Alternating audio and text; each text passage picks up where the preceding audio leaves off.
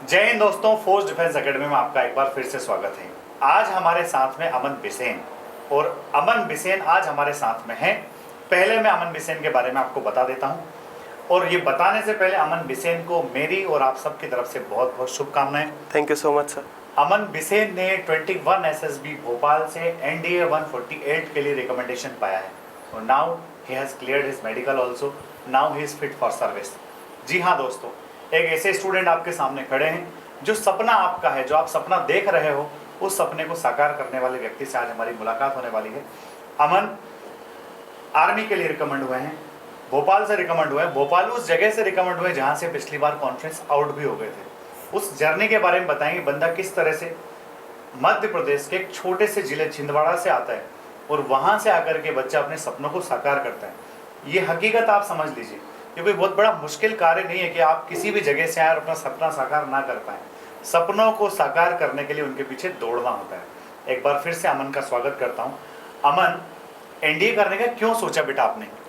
Sir class 10 तक तो मुझे डिफेंस के बारे में ज़्यादा नॉलेज नहीं था, बट मेरे फैमिली में कुछ लोग हैं, उनके थ्रू मुझे क्लास 11th के वक्त पता चला कि एनडीए के थ्रू हम एक ऑफिसर एंट्री से हम इंडियन आर्मी को ज्वाइन कर सकते हैं। तो तभी मैंने इंडियन आर्मी के बारे में, ऑफिसर की कैसी लाइफ होती है, उन्हें क्या क्या अपॉर्चुनिटीज़ होती है, उसके बारे में जाना, और उसी वक्त मैंने डिसाइड किया कि लक्ष्य मेरा होगा इंडियन आर्मी। जी हाँ, 10 तक कुछ पता नहीं। After 10th he has decided all the things कि क्या होता है, क्या अपॉर्चुनिटीज ऑफिसर्स को मिलती है, क्या उनका लाइफ स्टाइल होता है, क्या एक बंदा ऑफिसर के रूप में हिंदुस्तान की सेना में जाकर के सर्व कर सकता है। ये सारी चीज़ें एक बच्चा पता करना शुरू करता है और उसके बाद मेहनत करना शुरू करता है, लक्ष्य बना लेता है, मेरा लक्ष्य होगा इंडियन आर्मी। अमन, आपने 11th और 12th के साथ ही एनडीए की पढ़ाई शुरू कर दी थी। जी सर। आपने फोर्स डिफेंस एकेडमी को ज्वाइन कर लिया था, जी और बीच में कोविड भी आ गया था। जी सर। बड़ा खतरनाक टाइम था। कई सारे बच्चों को इसने बिल्कुल पटरी से उतार दिया, बिल्कुल डिस्टर्ब कर दिया। आप उस समय डिस्टर्ब नहीं हुए। वो क्या चीज़ थी जो आपका मोटिवेशन बनाए हुए थी, जो आपको पढ़ने के लिए मजबूर करती थी? सर मोटिवेशन का कारण एक ही था कि सर मेरे जीवन में मैंने पहले कोई ऐसी चीज़ डिसाइड की थी जो मुझे पाना था, जैसा लक्ष्य है। तो उस एक लक्ष्य को पाने के लिए मेरे मन में हमेशा से यही इच्छा थी, जिसने मुझे इधर उधर डिमोटिवेट नहीं होने दिया। और कोविड के टाइम पर भी लगातार ऑनलाइन क्लासेस और अपनी सेल्फ स्टडी के कारण फर्स्ट अटेम्प्ट में रिटन एग्ज़ाम को क्लियर किया। देखिए भाई, NDA is not very difficult. आप लोगों ने खुद अमन के मुंह से सुना। इन्हें 10th के बाद में 11th और 12th के साथ में एनडीए का प्रिपरेशन किया। जब ये 12th में थे, फर्स्ट टाइम एनडीए दिया और पहली बार में एनडीए क्लियर किया। और जैसे इन्होंने खुद बताया कि कोविड का एडवर्स सिचुएशन भले ही आया था, पर हमने पढ़ाना बंद नहीं किया और ऑनलाइन क्लासेस चलती थी। और देखिए, हम तो पढ़ाते ही रहते हैं, पर पढ़ने वाले के ऊपर बहुत ज़्यादा डिपेंड करता है कि पढ़ने वाला किस तरह के माइंडसेट के साथ आगे बढ़ रहा है। इन्होंने ऑनलाइन क्लासेस भी रेगुलर अटेंड की, इन्होंने सेल्फ स्टडी भी कंटिन्यू किया, और वही नतीजा है कि बंदा पहले अटेम्प्ट में एनडीए क्लियर कर गया। अमन, एनडीए जब आप क्लियर कर गए थे बेटा, जी सर, फिर एसएसबी में क्या हुआ? What happens there? सर पहले अटेम्प्ट में तो मैं कहूँगा मैं लैक ऑफ प्रिपरेशन की वजह से मैं कॉन्फ्रेंस आउट हो गया था, जो कि मैंने खुद में देखा कि अपने डेली रूटीन में मैं बहुत जगह लैक कर रहा था। जो मैं अपने आप को 1 साल पहले देखता हूँ, जब मैं अपना पहला अटेम्प्ट दिया था, तो मैं 1 साल पहले अपने खुद से सेटिस्फाई नहीं होता कि जो मैं 1 साल में मेहनत करके आज जिस अपनी पर्सनैलिटी को जो मैंने डेवलप किया है, वो 1 साल पहले नहीं था। और ये 1 साल की मेहनत है जिसके कारण मैं डिज़र्विंग बना हूँ कि मुझे सिलेक्टर्स ने भी, असेसर्स ने रिकमेंड किया है। अमन का एक एक शब्द आपके लिए बहुत मूल्यवान है। इन शब्दों की कोई कीमत नहीं है। देखिए, इन्होंने कहा है कि लेक ऑफ प्रिपरेशन के कारण बंदा कॉन्फ्रेंस आउट हो गया। देखिए क्या होता है बच्चों, जब भी हम असफल हो जाएं तो ध्यान रखिए, इंट्रोस्पेक्शन करें, क्या कमी रह गई हमारी तरफ से। जनरली कई बार होता है जब हम असफल हो जाते हैं तो बहाने ढूंढने लगते हैं, एक्सक्यूज देने लगते हैं। उस एक्सक्यूज कुछ भी हो सकते हैं। आप पहले ये देखिए कि क्या आपने अपना बेस्ट दिया है। अमन ने इंट्रोस्पेक्शन किया, सेल्फ स्टडी किया, कहाँ कमी रह गई। जब इनको पता चला कि इनके डेली रूटीन में कुछ फॉल्ट है, कुछ ले गए। और बच्चों, एक और बात बताते हैं आपको, सिविल का काम सिविल में होता है। हम लोग जब स्टूडेंट होते हैं, हमको समझ ही नहीं आता कि वो क्या वहाँ पर देख रहे हैं। When once you cleared your PPDT phase 1, जब आप 5 डेज तक वहाँ रहते हैं तो आपको सब कुछ समझ में आने लगता है। बड़ा पिक्चर आपका क्लियर हो जाता है कि वो लोग आपसे चाहते क्या हैं, और वो लोग जो आपसे चाहते हैं उसको आप रियलाइज़ भी करने लगते हो कि हाँ, मेरे अंदर ये है और ये नहीं है। अमन ने रियलाइज़ किया, पहली बार में कॉन्फ्रेंस आउट हो गए, आ गए वापस, फिर से तैयारी में बढ़ गए। ऐसा नहीं कि रिटर्न क्लियर किया था, बहुत मुश्किल से किया था, अब मैं कॉन्फ्रेंस आउट हो गया हूँ तो मेरी दुनिया ही लुट गई है। दुनिया नहीं लुटी है, वो वहाँ से सीख करके आया बंदा। वो बंदा जो सीख करके आया है उसको इम्प्लीमेंट किया, और जब इम्प्लीमेंट किया तो आज रिकमेंडेड कैंडिडेट के रूप में आपके सामने है। अमन की एक बात याद आ रही, अमन कह रहा था सर जिस बोर्ड ने मुझे कॉन्फ्रेंस आउट किया उसी ने मुझे रिकमेंड किया। सही बात है भैया जी सर। तो क्या खुशी होती है भाई। लोग कहते हैं रिपीटर्स का कुछ नहीं होता, कुछ नहीं, सीखे भाई, सीखिए।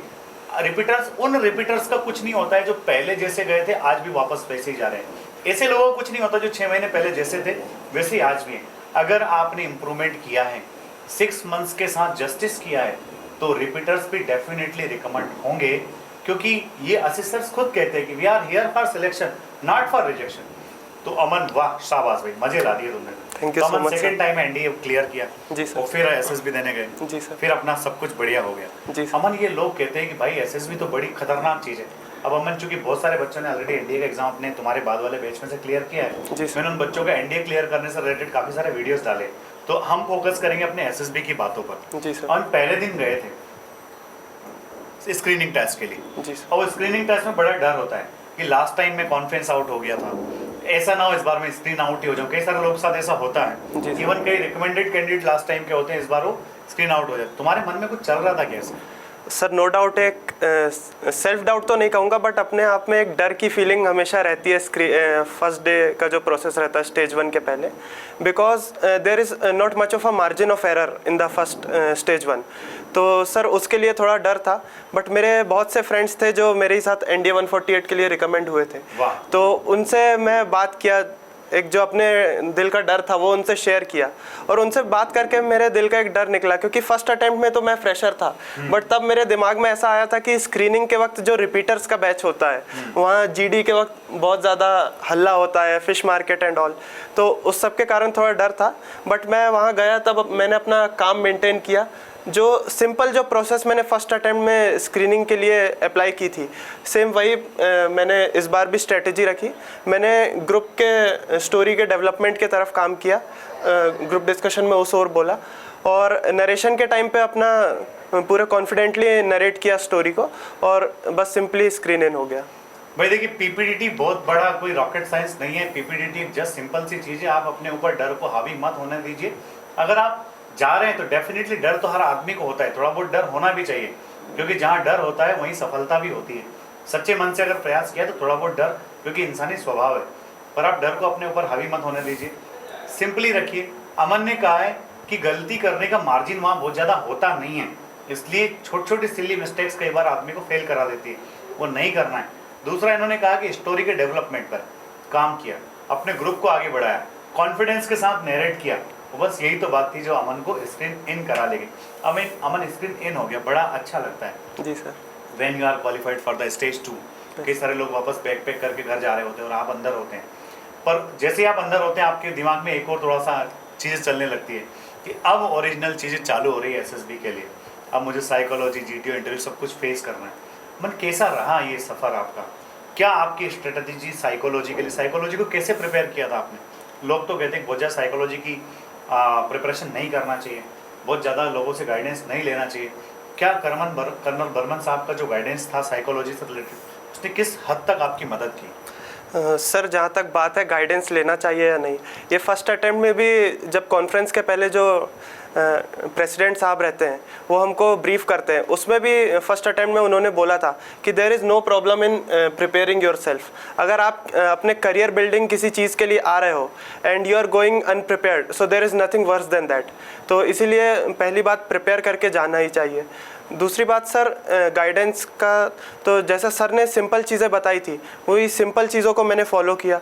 जितनी ज़्यादा मैं प्रैक्टिस कर सकता था साइकोलॉजी की मैंने उतनी ज़्यादा प्रैक्टिस किया, क्योंकि जो एसआरटी थी स्पेशली एसआरटीज़ में मैं ज़्यादा आंसर नहीं कर पाता था, मुझे टाइम बहुत ज़्यादा लगता था।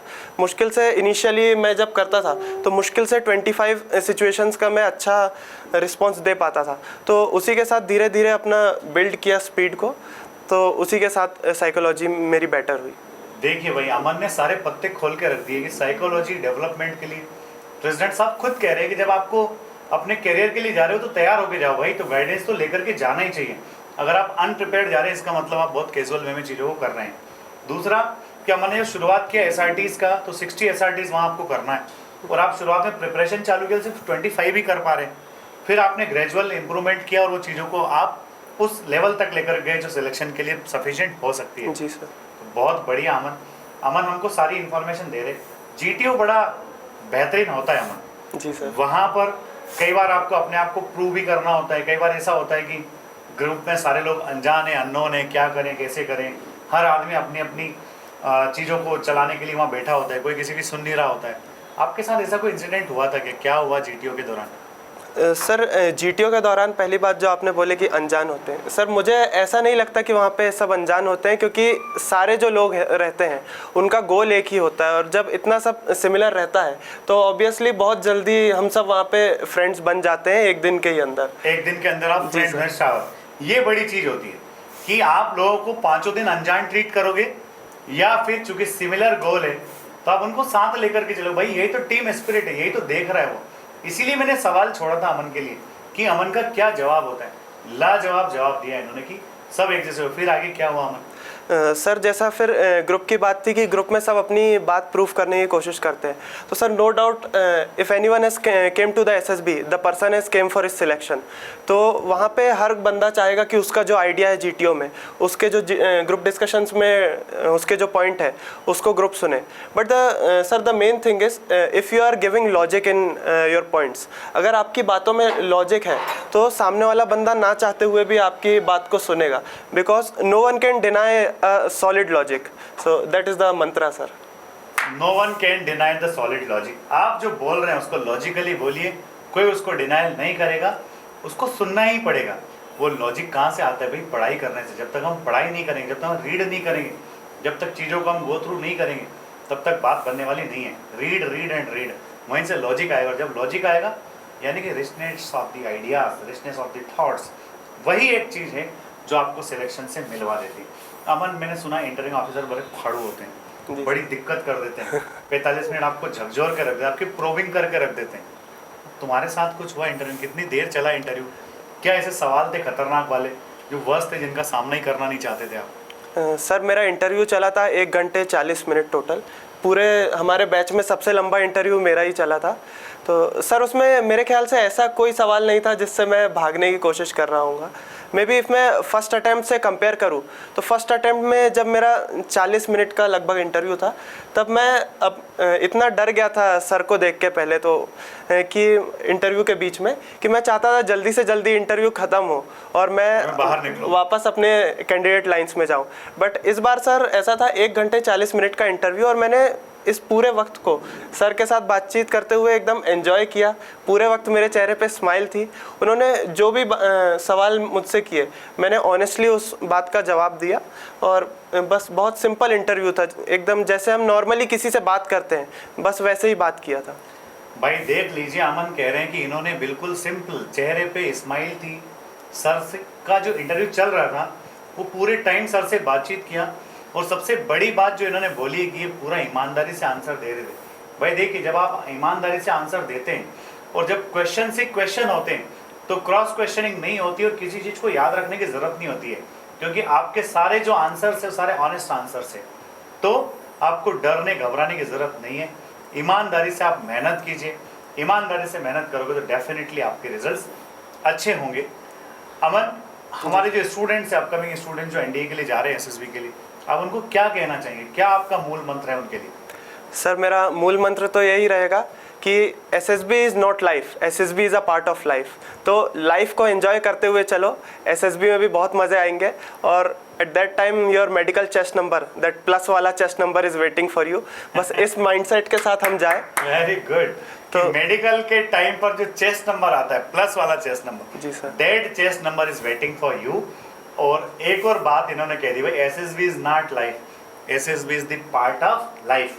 तो आप उसको एंजॉय कीजिए, क्योंकि जब एंजॉयमेंट के साथ स्टडी करते हैं, एंजॉयमेंट के साथ आप प्रिपरेशन करते हैं, तो डेफिनेटली सब एंजॉयमेंट चलता रहता है और आप आगे बढ़ते आते हैं।